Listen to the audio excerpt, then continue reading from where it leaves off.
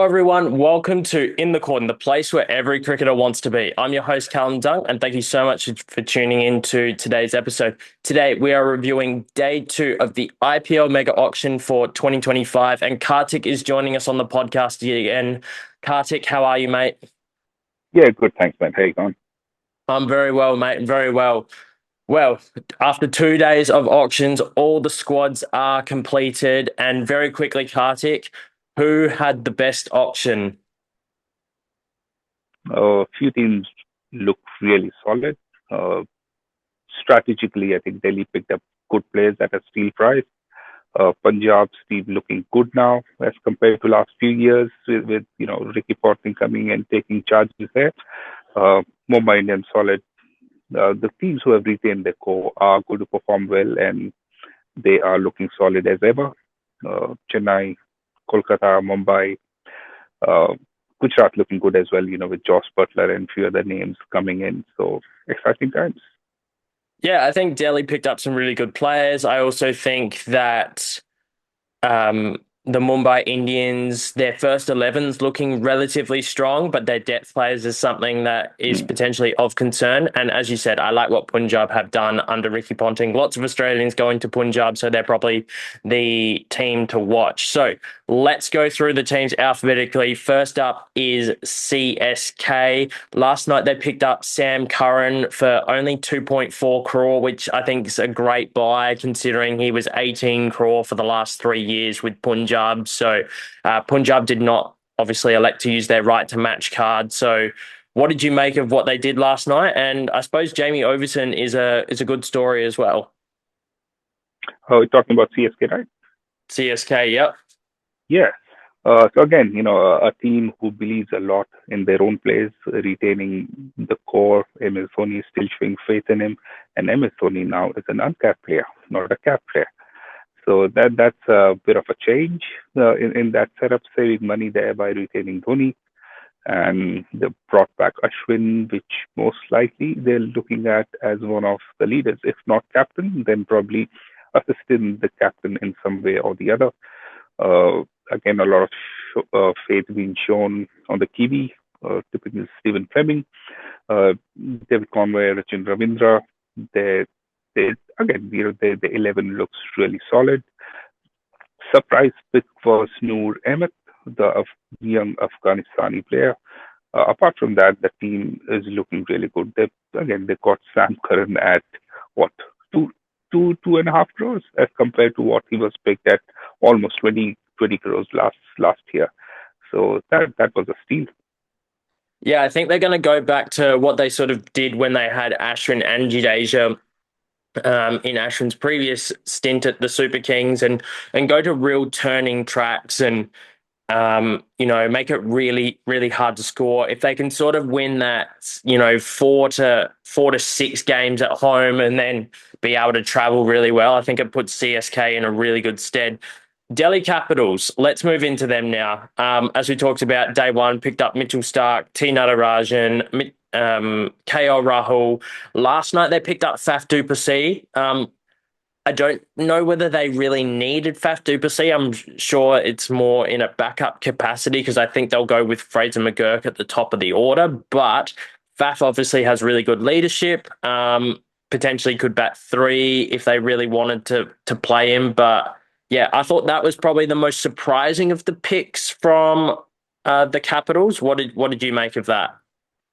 Yeah, as you said, just as a backup player, they have picked Faf at a base price. No one really went after Faf, so pick him up. He will most likely be a good mentor for a lot of young players, especially Tristan Stubbs, a fellow South African who has the potential but hasn't really shown that sort of temperament while playing. So yeah, I think they're looking at him as more of a bench strength and someone who can lead the side, not on the field, like outside, be a mentor, talk to young players, and just get the best out of it. The one thing about Delhi is they've got a new coaching setup. They've changed every coach. Ricky Ponting's gone. All the bowling coaches, fielding coaches, batting coaches, they've changed the entire setup. They have trusted the coaches who have been with them since last few years, uh, you know, playing other leagues like that, Veterans League, that Legends League, or elsewhere where Delhi Capitals has brought the team. So it'll be interesting to see, how the new Indian coaching setup will gel well with the new team. So it doesn't really go well all the time with so many changes. The players are new, the coaches are new. So to build that sort of family and that sort of connection with the brand, with the state, with the team, it takes time, and that's why most of the teams retain their core. But yeah, Delhi players are looking good on paper, really good, very solid. But you need to perform on the field. On paper really doesn't work well. That's the only concern I can see is that everything is new about Delhi at the moment. Yeah, I think it will be interesting to see how they structure their first choice 11. It will be interesting to see whether KL Rahul captains the team. I know he's not super keen on wicket keeping as much, but could certainly do the job if required. If we move into the Gujarat Titans, picking up Washington Sundar for around the 3 crore mark, I think that's a great buy. Someone who can. I don't think he's always going to bowl 4 overs, but he might bowl one or two just to sort of help teams with the balance if someone's particularly getting targeted. And we've seen that he's quite useful with the bat as well here in Australia. But what did you make of what the Titans have done this auction? I think the surprise for me was them letting go of Mohammad Shami, who's done really well for them in the last few seasons, and they picked up Siraj, uh, fellow Indian bowler, and they picked him up at around 12 crore mark, and they let go of Shami. Could have retained him at the 10 crore mark, but they didn't. So that's a bit of a surprise. Uh, Siraj on the other side has been expensive at times. He can go for runs. On his day, yes, he can pick few wickets, but generally his economy is on a higher side. So I don't see that value there. And but the good part there is the coach is Ashish Nehra, who's been a fast bowler and has that connection with the fast bowler. He's one of the best bowling coaches in India you can find. So I'm sure he'll hone that talent and nurture the youngsters. The batting looks all right. Like, on the top of the order, the top three, Butler, Gill, and Sai Sudarshan looks good.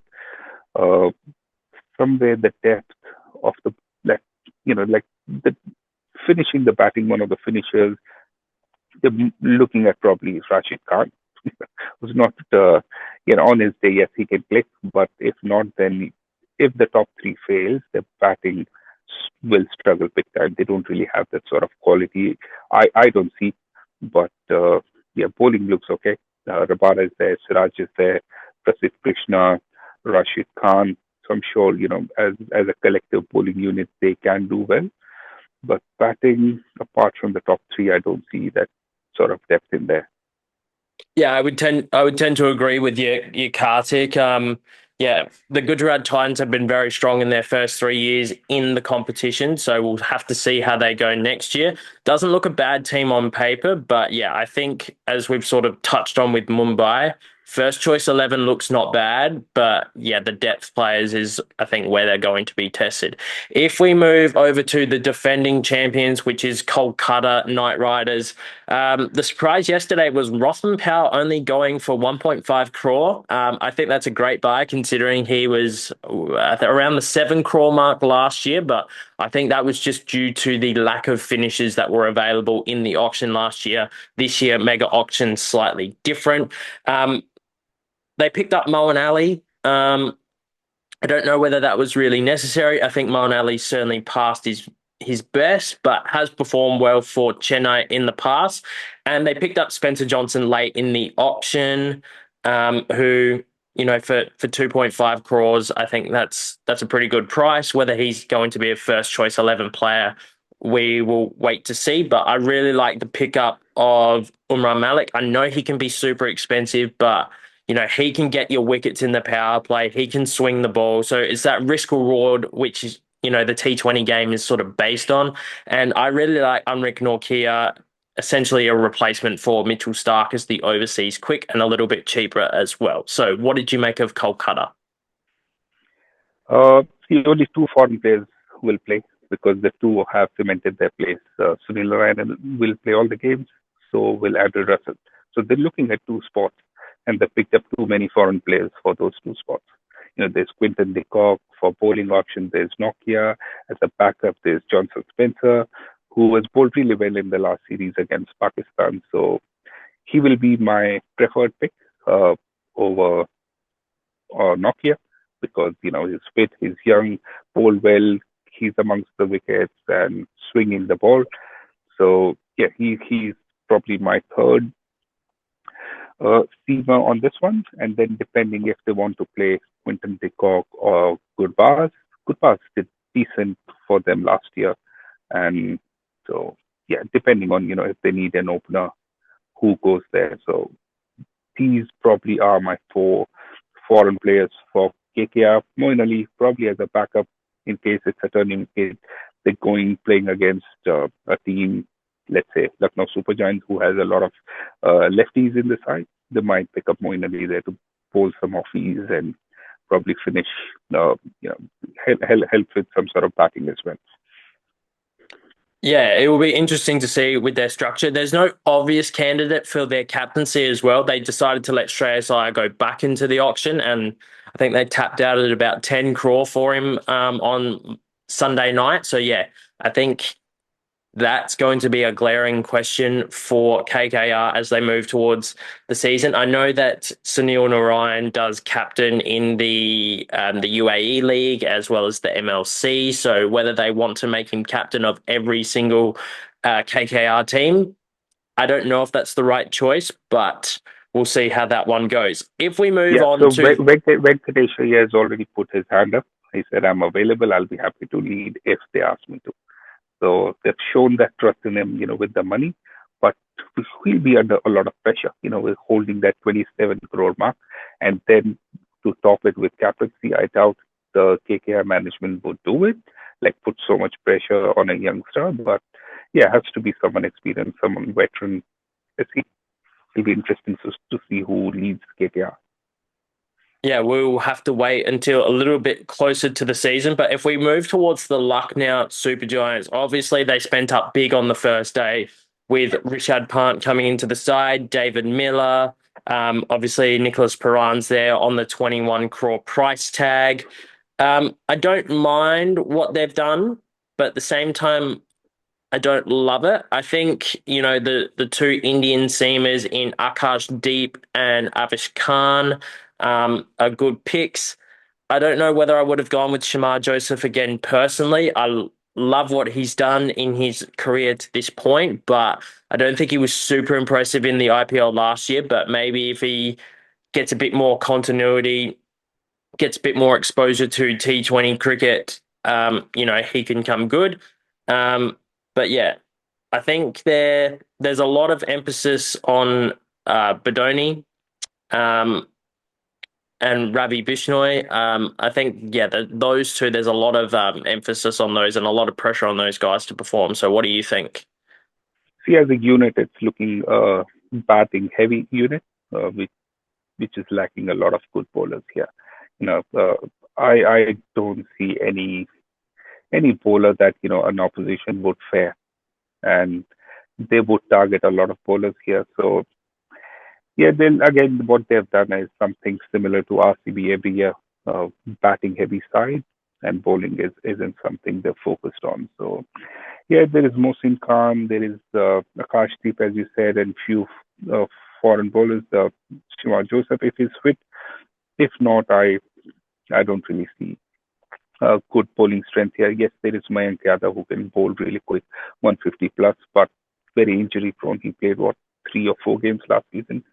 So fast bowlers can't play every game, for the whole season. They need to have those backups. They need to have that mix. So yeah, I don't know what they've done with the bowling. Just terrible. Yeah, it will be interesting to see. Like Lucknow in the years gone by has been quite good in the bowling department, particularly sort of their first year, first two seasons of the old cycle.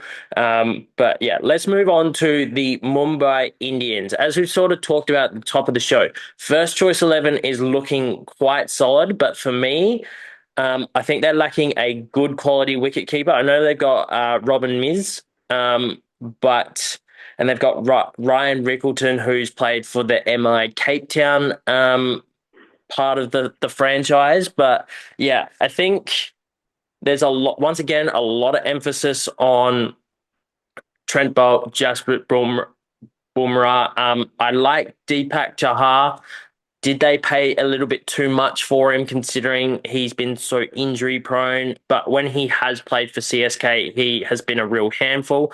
The Reece Topley as a backup left arm seamer for Trent Bolt, I don't think that's a bad purchase either. But just in the spin department, I'm a bit concerned. I know they picked up Mitch Santner, who has done quite well for CSK and done well in that test match in India quite recently. Bowls quite fast into the wicket. But yeah, Indian spinners or an overseas spinner, I think that's just where they're lacking. I do like the pickup of Will Jacks, though. What are your thoughts, Kartik? Oh, yes. So batting, we don't really have to look at it. It's so strong. It's probably the strongest you can see, in the entire league. I mean, look at, the top six batters. Everyone on their day can win you a game. So Rohit Sharma hasn't really clicked well with the runs the last few seasons, so he'll have a lot to prove. One of the reasons he's probably stripped off of captaincy. So let's see which position does he bat. Is opening the correct position for him? If not, then who else? But the surprise for me was they didn't go for Quinton de Kock, someone who has performed well for them, and he was going at what 4 crore or something. They tried, but they have pushed could have pushed that extra bit. Could have got a keeper. Could have got a batsman and opener, and don't really have to look at elsewhere. It's performed really well for them. But do they need that extra batter? No. Do they need a keeper? Yes. They don't really have a good keeper now, so that's something which was a bit of a surprise. Bowling is a concern because you have Bumrah, you have Trent Bolt. Apart from that, Deepak Chahar is good. Like he can uh, he has a lot of varieties. He can do stuff, but he's done well for Chennai. Let's see how he does on that Wankhede wicket. Santner, good pick, but will they play him? Not really. With so many foreigners inside, so spin department is definitely a concern for Mumbai Indians. Yeah, couldn't agree with you more. The team who has probably changed the most throughout this auction is the Punjab Kings. They only retained two uncapped players and started their team from scratch. New management, Ricky Ponti comes in and is starting to call the shots. So, as we talked about on Monday, yesterday's show, Shreyas Iyer went for 26.75, super large price. But it's the amount of Australians that they've decided to bring into this team. So if you're looking at Aaron Hardy, Glenn Maxwell, Marcus Stoinis, we've got Xavier Bartlett, who's done really well for Australia when he's been given the opportunity to play, and the Brisbane Heat as well. But I do like the team that they're putting together. They picked up Lockie Ferguson last night. Um, as well. So I think they're Yeah, starting to put together a good team, but it will be interesting to see how they structure it, and who bats where. Do you put Josh Inglis at the top of the order, or do you look at putting someone like Marcus Stoinis, who's had great success in Australia, batting at the top of the order? And the other one that I really like is Marco Jansen. Did they probably pay a little bit too much for him, in my opinion? I would probably say yes. But he has performed well in the past for the Sunrisers Hyderabad. So, what are your thoughts about the new Punjab Kings squad? yeah. So I'll disagree with you a bit on this one. Marco Jansen for me was a pick of the auction for Punjab Kings at a very decent price. He can bowl on that Punjab wicket, on that Mohali wicket. That ball does carry quite a bit. So he is a good pick. He can bat. He's shown in the recent T20 series against India. I think he smashed 60 odd runs on some 20, 30 balls. So he is really lethal with the batting as well. And I'm sure with Ricky Ponting as one of the leaders, he will only go up from there. No surprise there. Ricky Ponting just want to build the team around people he knows and he trusts. Shreyas Iyer, one of them, worked together in Delhi Daredevils. Uh, Picked up five Australians. Marcus Stoinis, Maxwell was a bargain. Inglis, and there's Hardy and Bartlett. So a lot of trust shown around his own people. Batting wise, looks good. Bowling, yes, Chahal is there. Sonis will definitely bowl in bits and pieces wherever it's required. Uh, yeah, batting looks good. Bowling, yes, they've got the bowlers depending he can't play all the foreigners. So depending on who is doing really well in the first few games, he will stick with them.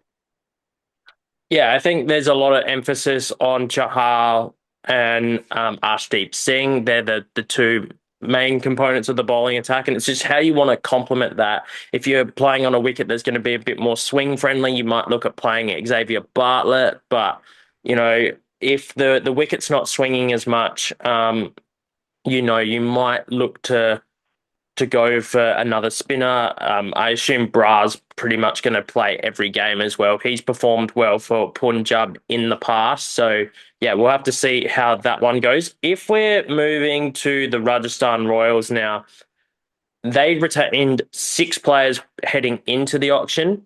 It was a risky play, and I think as we sort of said yesterday, it very much limited their purse and what they were able to do.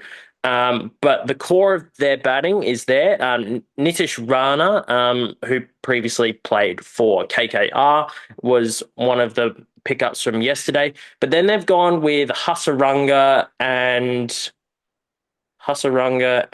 Tikshana, the two international spinners in place of Ashwin and Chahal.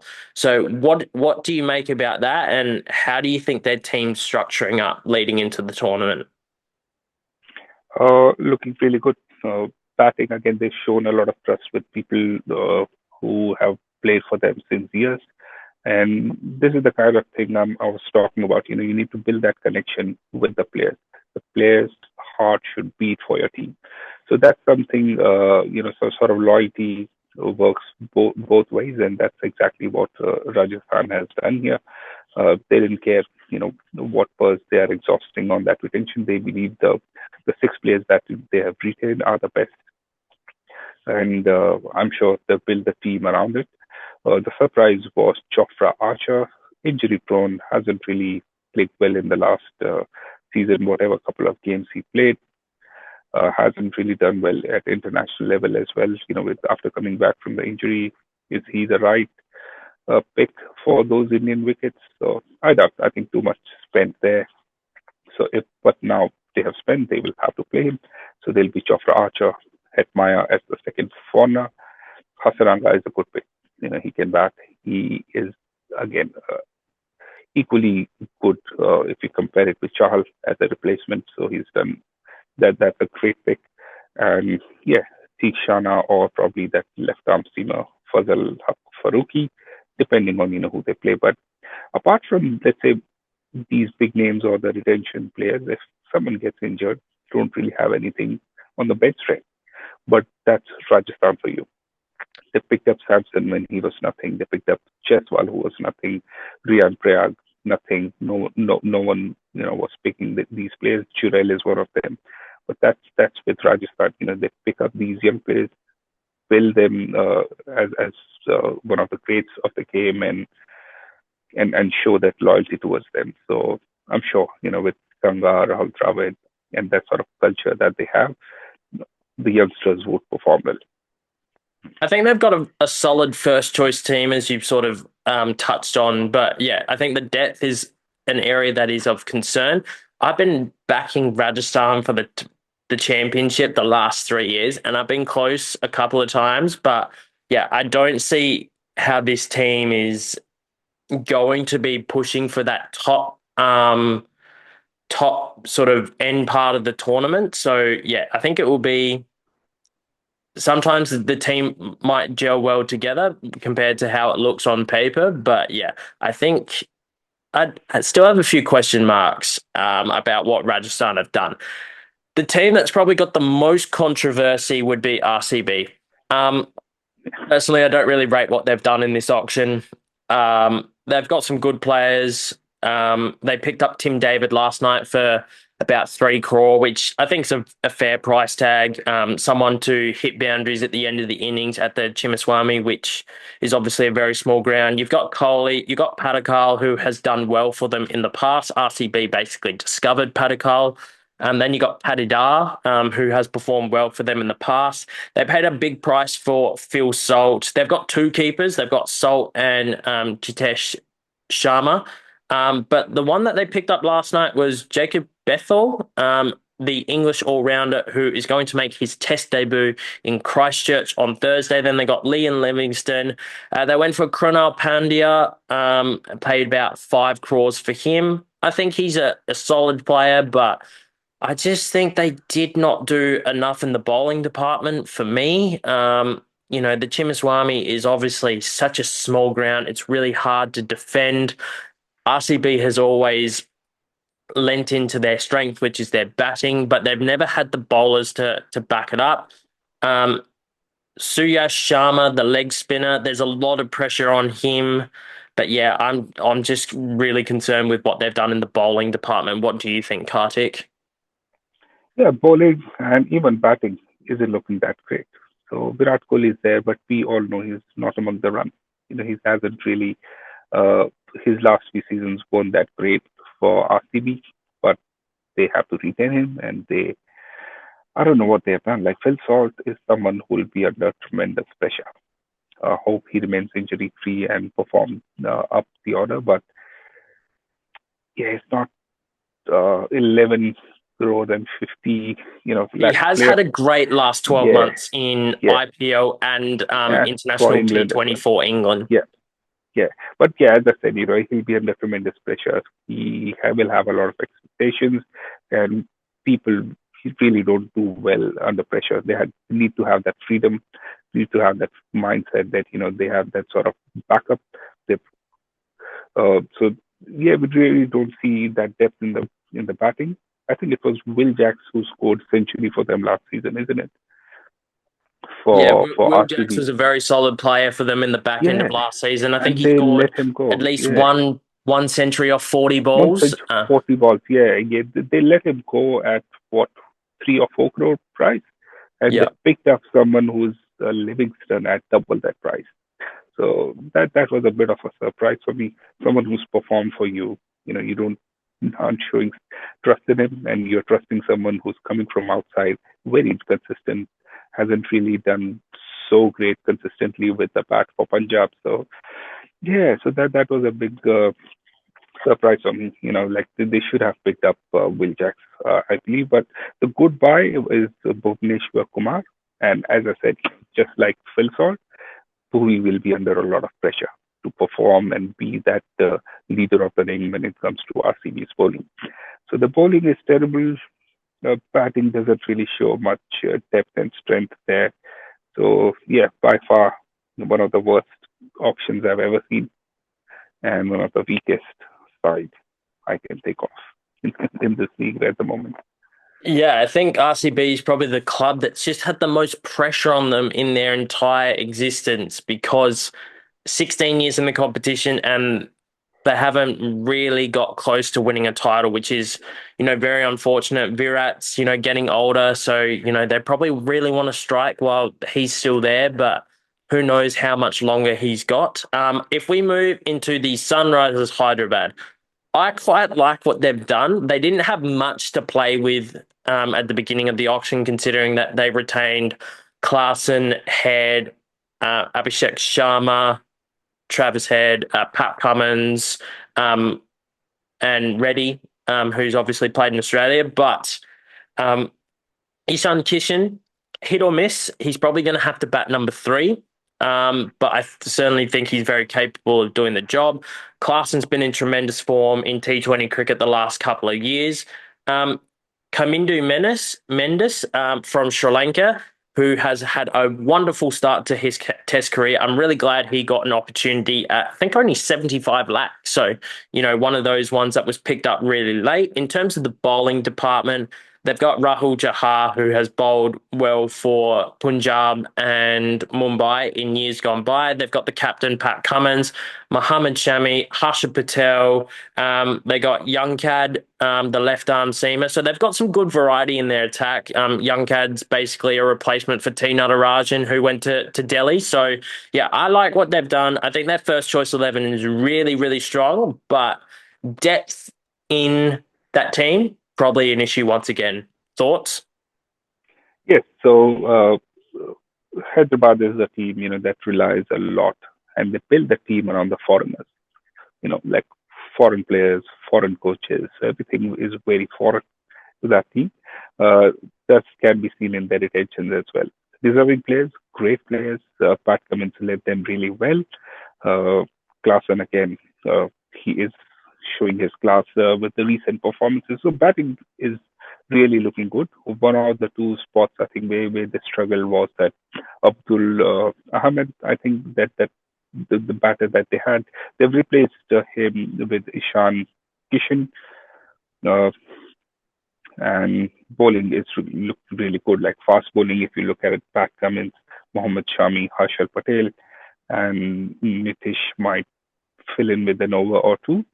Spin department, yeah, they've picked up Rahul Chahar, okay, but isn't that consistent and great with his numbers. So I may see probably if the spin department is struggling, I may see Adam Zampa as one of the fourth spinner. Sorry, it's the fourth foreigner playing in that side. But as you pointed out, they don't really have any backup. If one of those get injured, the whole structure of the team gets disturbed, and then they might not find some ground under their feet. So yeah, that's something concerning. But yeah, on paper, really really solid. Yeah, couldn't agree with you more, Kartik. Now, before we finish up, a lot of players went unsold at the auction. Just to go through who was unsold: David Warner, Johnny Bairstow, Tyagi, Claw, who played for Mumbai last year, Kane Williamson, Mayak Agarwal, Prithvi Shaw, who has not been in good form, but went into the auction very cheap. Shardul Thakur was the one for me that I was so shocked by. Daryl Mitchell, after going for 14 crore last year, was unsold. Shea Hope, Alex Carey, Mujib, Adil Rashid, Mustafa Mustafa Izzat, yeah, Rahman, who played for CSK last year, was unsold as well. But yeah, those were probably the main ones off the top of my head. Nadeep Saini was someone who was unsold as well. mm, Sarfraz Khan too, who's showed some really good form in the test matches. I can't believe that he hasn't been given an opportunity. So those were the main ones in terms of the unsold players. Were there any particular standouts for you very quickly? yeah. Shardul Thakur in particular because he was I think sold for 10 crores plus in just a couple of years ago. So they were looking at him as probably one of the most solid all rounder, which didn't really go well with him. With the performance, unfortunately, you'll have to perform to get money, which he didn't. So yeah, being shown the door. Similar with Prithvi Shaw, just not performance, just the other things which he has done in the past outside the field, which does matter. With the fitness, with the kind of conduct that you do outside the field. So yeah, he's been shown the reality that you have to respect your own body, respect your own self to play at this level. So he's been dropped from his domestic side of Mumbai, from domestic cricket, released from Delhi, and now unsold. So tough times for him, but he'll have to bounce back because he's got the potential. He showed that I think 100 odd test debut. So did really well in the IPL for a few years as well, but I don't know where that kid just got lost, in the limelight of the IPL. David Warner expected because, the kind of history he's had, been a trouble kid, so hasn't really made friends in the IPL, especially among the team owners. Yet Delhi Daredevils showed a bit of faith in him in the last season or two. Apart from that, nah, not really. No one would have picked him up. Uh, uh, yeah, I think someone might have gone with Navdeep Saini, Umesh Yadav just as a backup bowler. Uh, yeah, looks a bit surprised there. Like, not if they're not even filling up as a backup bowler there. But there was one more name which was standing out was Fizz. Mustafizur Rahman bowled really well. Was very consistent with his leg cutters, but yeah, he's gone unsold as well. I doubt if its injury has any play on it, but yeah, so surprisingly, a big list of unsold players there, which could have seen a team or two. But I think might see some of these as injury replacements. Well, that's all that we've got time for. Kartik, thank you so much for your insights today. Make sure that you subscribe to all of the In the Cordon Facebook, Instagram, YouTube pages, and we'll see you on the next episode. Cheers.